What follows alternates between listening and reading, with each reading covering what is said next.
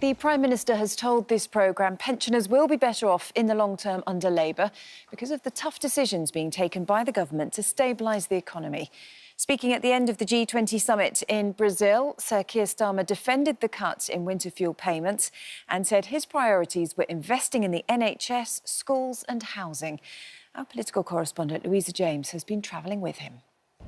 This is the Prime Minister essentially asking us to bear with him. He defended decisions on winter fuel payments, on his budget, on Ukraine and on what he's been doing here at the G20, saying that ultimately they are all about making the country better off. And he told me that he felt, in his words, vindicated by the fact that his approach, he says, is already starting to show benefits in terms of investment into the country. But it struck me that he wasn't really able to give an answer as to when people would start feeling better off under Labour and how exactly the kind of long-term promises that he is making will benefit people and help people who are struggling now.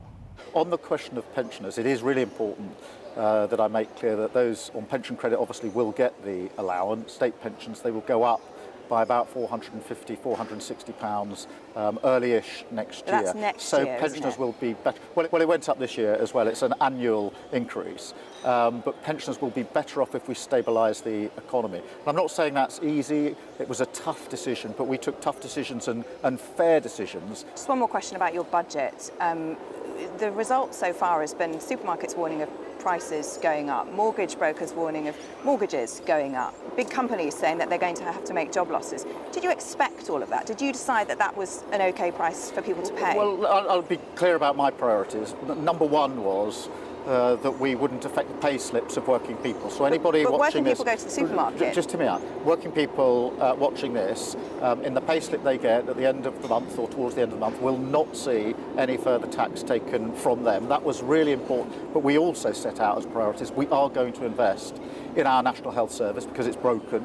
I'm not prepared to see that go on year after year after year. We're going to invest in our schools so every child can go as far as their talent will take them. That isn't the case at the moment. We're going to invest in housing. So they're the difficult but I think fair choices that we had to take, having inherited a really damaged economy. And you say things are going to get better, but when? Well, some of that investment is already coming in.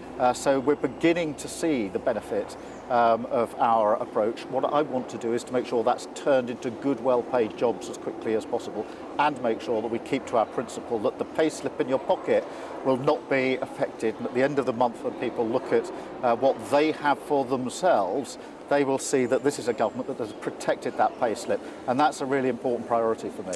Prime Minister, thank you. I appreciate Thank you so your much. time.